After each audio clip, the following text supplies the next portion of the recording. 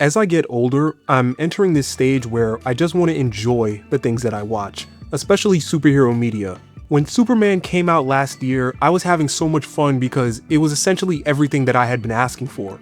Superman being a symbol of hope, all of the characters, the color, it was everything that I wanted. So it's kind of amazing to me that the immediate follow-up to that movie is Supergirl. I haven't watched it, but by all accounts, it's just a horrid mess. Most people have claimed that there are good parts of the movie and it definitely could have been reworked into something much better, but they can't understand how such a lifeless movie came from such a beautiful comic.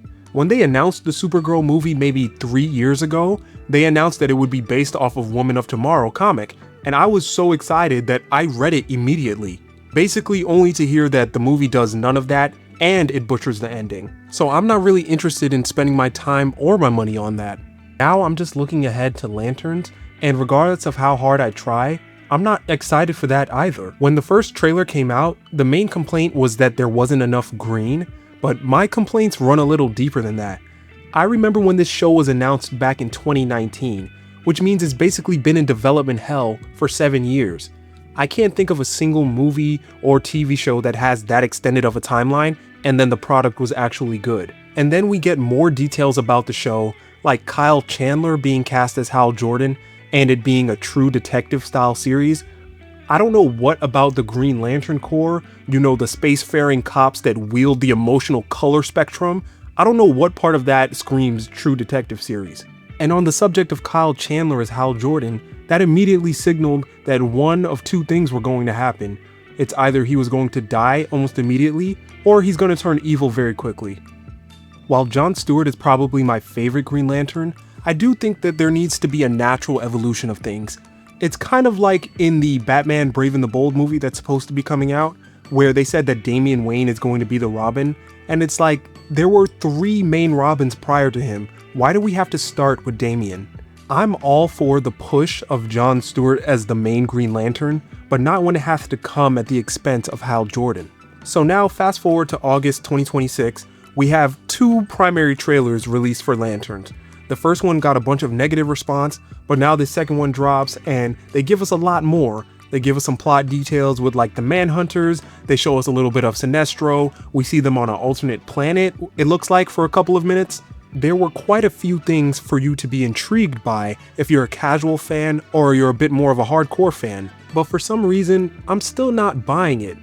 I suppose outside of whatever they're going to do with Hal, I fear that it's going to be an 8-hour slog, and that the trailer had very cherry-picked clips to get you interested, knowing that they couldn't afford to lose any more interest based off of their first reaction. I don't even think that the show is necessarily going to be bad, I just don't want it to be stepping stone content. In the streaming era especially, it feels like all of these shows are about stringing you along until you could reach that season finale, where they put a bunch of action in it for a bunch of Twitter clips. I don't want to watch a TV series that I feel like everything important can be summarized in a 5-minute article. And I suppose you can say that about any show, but in a good show, even a 5-minute article will make you want to immediately go watch it, not feel like, oh, I've done the homework and now I can watch what I really want to watch in the next film. And the next film on the slate is Clayface. Just like Lanterns, I think that movie is going to be good, but I don't really know what the plan is.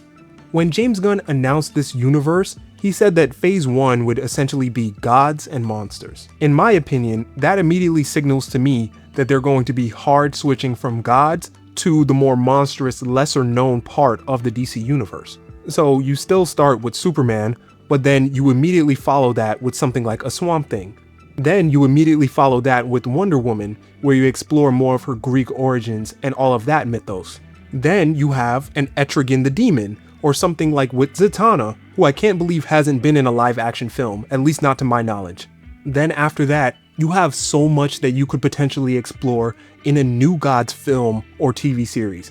There is so much going on with the world of Apocalypse and New Genesis and all of those characters. I mean, Mr. Miracle, Big Barda, not to mention actually Darkseid and Granny Goodness, Orion. There's just so much in the DC universe for us to explore. If you notice, I didn't mention another Batman film, because even though we have one on the slate, I don't think it's necessary. They're trying to have their cake and eat it too, because The Batman was such a success a few years ago. Instead of just hitting a proper hard reboot, they're going to have Matt Reeves do his own thing, and then they're going to have another Batman at the same time. I don't think any of these executives are prepared for when the term Batman fatigue starts hitting social media.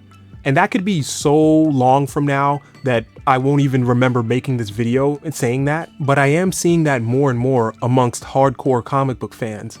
Especially when we're not getting any animated projects, any video games for characters like Wonder Woman, who are supposed to be on the Mount Rushmore of superheroes. It's starting to feel like the main pitch behind these projects is less about how interesting the project itself could be, and more about how different it can be from the MCU. In the sea of executives, I feel like somebody should be questioning if Paradise Lost, a series about the background of Themyscira and a Game of Thrones-esque Amazon show, and Booster Gold are the best projects to be leading you. They put people who are very trustworthy at the helm in Peter Safran and James Gunn, but if you're Gunn especially, it's going to be extremely difficult to manage the course of the universe while also being the director and writer of several films. When you see the failure of Supergirl from a critical and monetary perspective, all of that falls on James Gunn, because he's supposed to be the creative. He's supposed to be the comic book guy behind everything.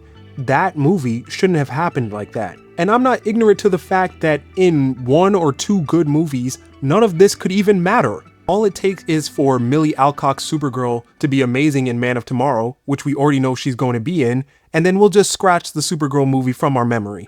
The problem is, I don't think enough respect was put into the fact that DC and Warner Brothers are operating at a deficit right now. The mission shouldn't be to compete with Marvel, because that's how we get things like members of the Justice League being introduced in a video clip in Batman v Superman. That's how we get movies like the Justice League movie, which was partly directed by Joss Whedon in an attempt to make another Avengers. I don't think there is a single executive that James Gunn or Peter Safran has to answer to that understands how absurd it is that we live in a world where the Avengers are the most popular superhero IP.